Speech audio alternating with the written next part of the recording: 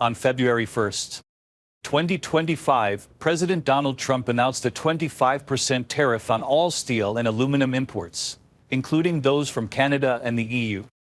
In response, Canadian Prime Minister Justin Trudeau unveiled retaliatory tariffs of 25% on $155 billion worth of U.S. goods, effective in 2 phases.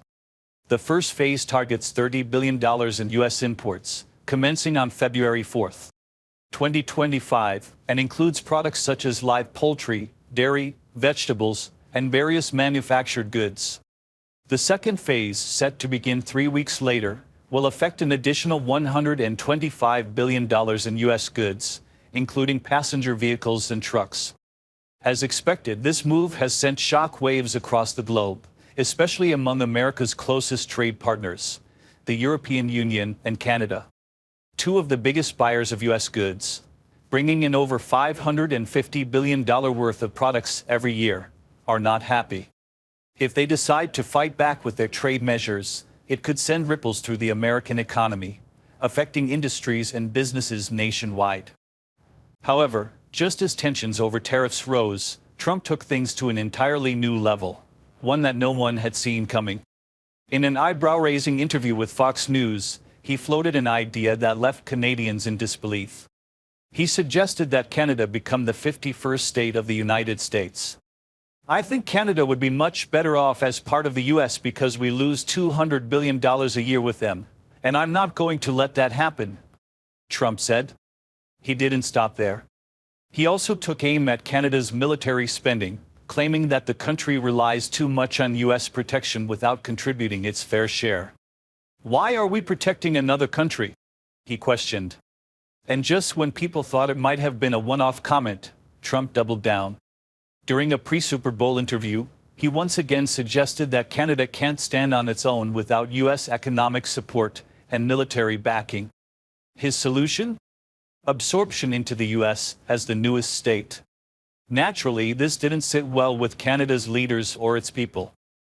Prime Minister Justin Trudeau quickly fired back, calling the proposal an insult to the deep historical ties between the 2 countries.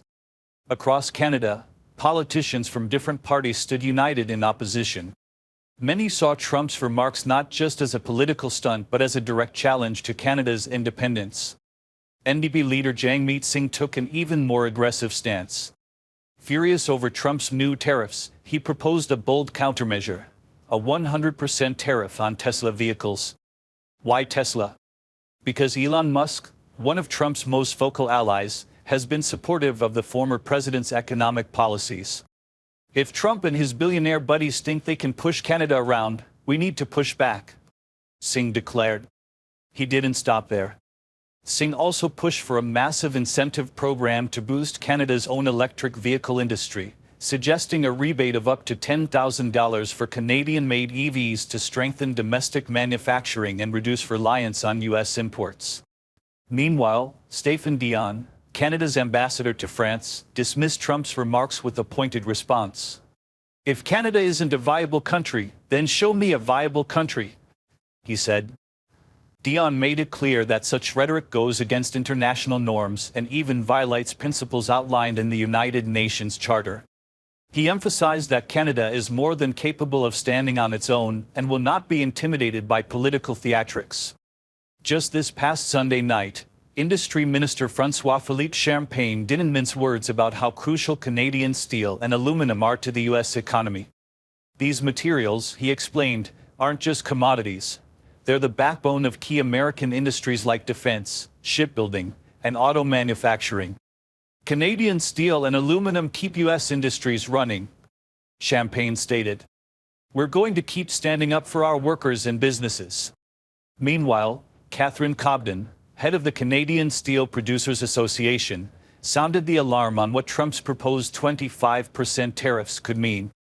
"These tariffs would be a disaster, plain and simple," she warned, stressing that they would hurt both American and Canadian industries. If the U.S. refuses to grant an exemption, she's calling for immediate retaliation. "Targeting Canadian steel and aluminum is unfair and unjustified," Cobden declared. "We can't just sit back. We need to hit back." But this trade standoff isn't just about taxes on raw materials. It's spilling over into national security debates, political maneuvering, and even Arctic defense strategies.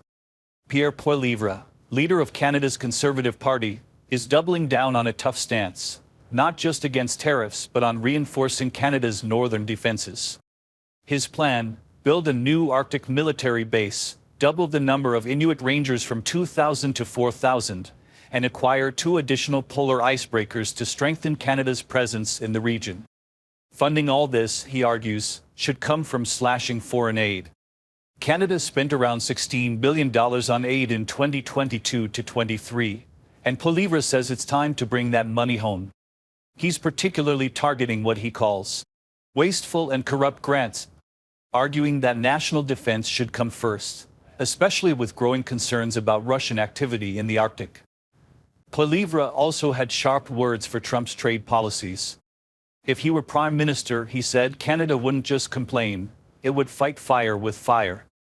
I'd slap the same tariffs on American steel and aluminum, he declared.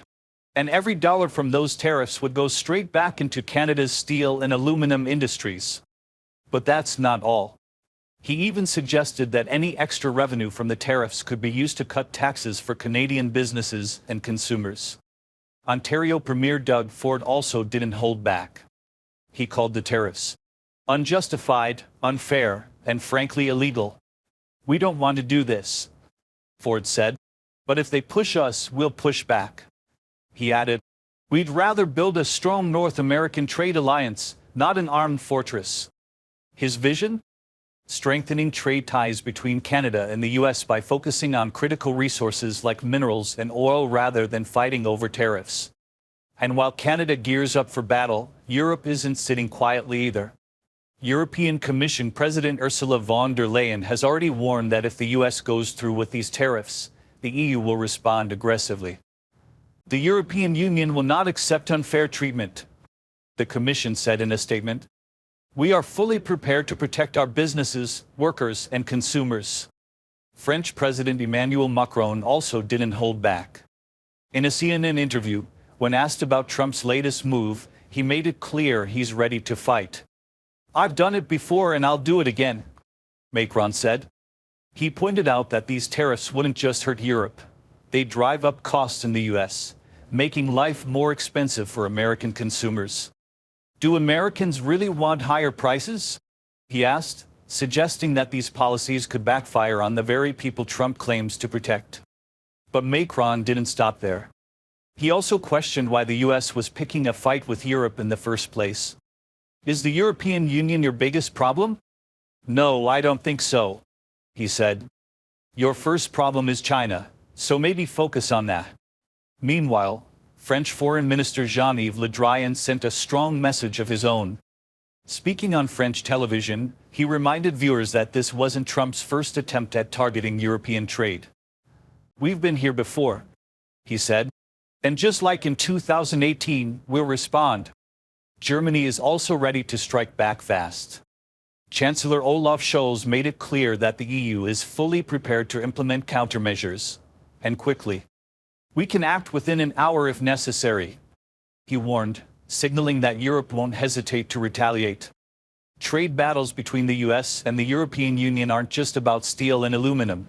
They've always been a game of strategic hits and counter-hits.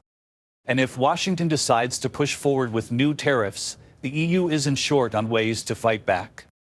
In the past, Europe has gone straight for products that hit America where it hurts. Instead of only targeting metals, the EU has aimed at goods with deep political significance, like bourbon whiskey, Florida orange juice, and motorcycles. Why? Because these aren't just products. They're tied to key US industries and regions with strong political influence. The message is clear: if you tax us, we'll make sure your economy feels it too. And now, with even more tools at its disposal, the EU's counterpunch could be stronger than ever. A major game-changer is the bloc's new anti-coercion instrument, which gives Brussels a whole new set of weapons beyond just import tariffs. One of the most powerful options, shutting US companies out of Europe's massive public contracts market.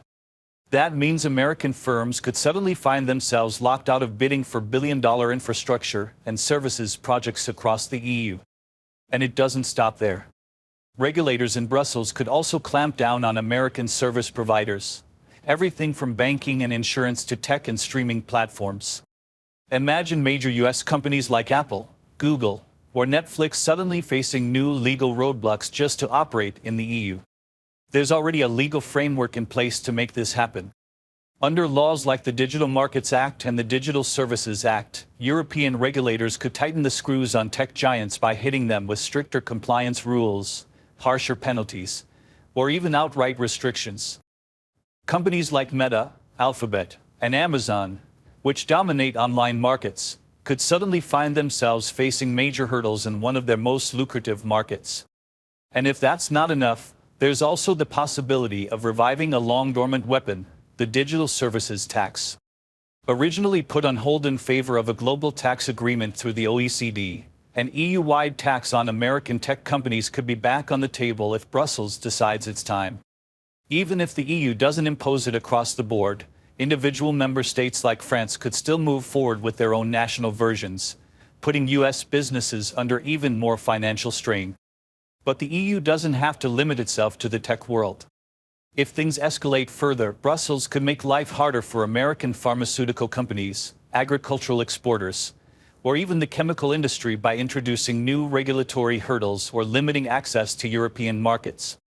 While the EU typically favors diplomacy over confrontation, these measures would make it impossible for Washington to ignore the economic and political fallout of its tariff policies. Beyond direct retaliation, Europe is also strengthening its global trade partnerships to reduce reliance on the US. In 2021, Canada and the EU launched a strategic partnership focused on securing critical raw materials, an initiative that has only grown stronger with recent high-level talks in 2024. The goal? To build diversified, resilient supply chains that don't depend on geopolitical rivals or unpredictable trade policies from Washington. Considering that trade between the US and the EU exceeds $1 trillion annually, any aggressive move from Brussels would have global consequences, forcing Washington to rethink its approach. And with so many options at its disposal, the EU is making one thing clear: any tariff war won't be one-sided. Donald Trump is shaking up global trade once again, reviving his push for aggressive tariffs on steel and aluminum. This time, he's slapping a hefty 25% duty on steel and an additional, yet-to-be-disclosed tariff on aluminum. And unlike past trade fights, he's making it clear: no one is off limits, not even America's closest allies in Europe and North America. But that's not all. Trump is also pushing for a reciprocal tariff system, where the US would match the import taxes that other countries impose on American goods. He's particularly fixated on the European Union's 10% tariff on imported cars, arguing that it's unfair compared to the US tariff of just 2.5%. However, critics are quick to point out a key detail Trump often leaves out: the US already charges a whopping 25% tariff on imported pickup trucks, one of the most profitable segments of the auto industry. For countries that rely on selling steel and aluminum to the US, this latest move could be a major blow. Canada, which supplies nearly 80% of America's aluminum imports, is at the top of the list. But other nations, including Brazil, Mexico, South Korea, and Vietnam, also have a lot at stake. With Trump leaving the fate of existing duty exemptions and quota agreements up in the air, exporters are scrambling for clarity, while American manufacturers that depend on imported metals brace for higher costs. If all of this sounds familiar, it's because we've been here before. Back in 2018, Trump ignited a global trade war by imposing similar tariffs: 25% on steel and 10% on aluminum. At first, the duties applied to everyone, but after intense backlash, some countries, including Canada, Mexico, and Brazil, secured exemptions or quota agreements. For a brief moment, these measures helped U.S. steel mills boost production. In 2019, American steel plants were running at over 80% capacity, a level they hadn't seen in years. But the momentum didn't last. Prices soon dropped, largely due to China's dominance in global steel production, wiping out many of the gains that U.S. producers had enjoyed. When Joe Biden took office, he took a different approach. Instead of escalating the trade war, his administration worked to ease tensions, negotiating agreements that lifted tariffs in exchange for import quotas with key allies like the UK, the EU, and Japan. This helped cool off retaliatory measures, even leading the EU to suspend planned duties on American products like bourbon whiskey. But with Trump's latest push for tariffs, all of that progress is now at risk as Washington reignites its trade battles. Canada and the European Union are taking steps to protect themselves. Their solution? Strengthening their trade relationship to reduce reliance on the unpredictable U.S. market. At the heart of this effort is the Comprehensive Economic and Trade Agreement, CETA, a deal that has been reshaping trade between Canada and the EU since its provisional launch in 2017. With the U.S. repeatedly threatening Canadian exports, Ottawa sees this as a critical moment to expand trade with Europe, giving businesses more options beyond their traditional reliance on the American market. Canadian Trade Minister Mary Ng recently traveled to Brussels to push for even deeper collaboration. Her message was clear: Canada is looking beyond the U.S. and wants to make it easier for its businesses, especially small and medium-sized enterprises, SMEs, to tap into European markets. However, there's still a long way to go. In 2020, only 57% of Canadian exporters eligible for CETA benefits were actually using them. Many businesses, particularly smaller ones, struggled to navigate the complexities of international trade agreements. To change that, Ottawa is ramping up efforts to educate and support SMEs, offering financial aid and advisory programs to help them break into European markets. One such initiative, the Can Export SMEs program, provides grants of up to $75,000 to help small businesses develop and execute export strategies. With over 98% of Canadian businesses classified as SMEs, the government knows that helping them take full advantage of CETA could be the key to making Canada less vulnerable to U.S. trade disputes. When the COVID-19 pandemic disrupted global trade, Canada had to rethink how it helped businesses expand internationally.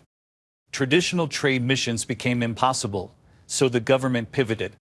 Instead of in-person meetings and overseas networking events, they began supporting virtual trade shows, digital marketing campaigns, and even helping businesses cover the cost of adapting to new international regulations. The goal was simple: make it easier for Canadian companies, especially smaller ones, to find new markets beyond the U.S. The European Union, with its massive consumer base and demand for high-quality goods, became a key focus. But trade isn't just about selling products. It's also about securing the materials needed to build the industries of the future.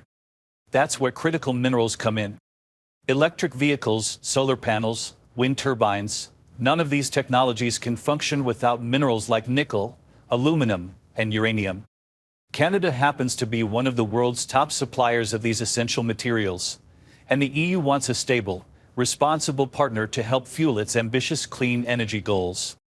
Recognizing their shared interests, Canada and the EU formed a strategic partnership on raw materials in 2021. Their latest discussions in early 2024 reinforced the urgency of this collaboration, with both sides working to reduce dependence on suppliers from politically unstable regions. Canada has already committed nearly $4 billion Canadian dollars to its critical mineral strategy, ensuring that mining practices are sustainable and that Indigenous communities benefit from resource development. For the EU, this partnership is a chance to diversify supply chains and reduce risk associated with relying too heavily on any one country. Beyond trade and minerals, another key focus of Canada-EU collaboration is opening up job opportunities. Right now, Canadian professionals like architects, engineers, and accountants often face hurdles when trying to work in Europe, and vice versa. Under CETA, both sides are taking steps to make professional qualifications more easily recognized. They're starting with architects, creating a framework that will eventually expand to other professions, making it simpler for skilled workers to find opportunities on either side of the Atlantic. This might sound like a small step, but it has huge implications. Making it easier for talent to flow between Canada and Europe means more innovation, more collaboration, and a stronger, more competitive economy in both regions. Tensions with the United States are giving Canada even more reason to strengthen its ties with the EU. Trump's latest trade threats, including a 25% tariff on Canadian goods, have only heightened concerns about economic reliance on the US. But what really caught attention was Trump's off-the-cuff remark about Canada becoming America's 51st state. Canadian leaders immediately pushed back, calling the suggestion absurd and reaffirming their commitment to sovereignty. In response to US tariffs, Canada briefly imposed its own retaliatory duties on American imports before agreeing to a 30-day negotiation window. While talks are ongoing, the situation has made one thing clear: Canada can't afford to be caught off guard by shifting US policies. That's why expanding trade with Europe isn't just about economics. It's about long-term security and independence. For Canada, a stronger EU partnership means less reliance on unpredictable US policies and more opportunities in areas like clean energy, advanced manufacturing, and digital services. For the EU, securing a steady supply of Canadian minerals reduces reliance on high-risk suppliers, while also opening doors for European businesses looking to expand into North America. And that's the latest on today's top stories. What are your thoughts? If you'd like to dive deeper into any of these topics or explore related issues, feel free to leave a comment. Thank you for tuning in and spending your time with us. Stay informed, stay curious, and we'll see you next time. Take care.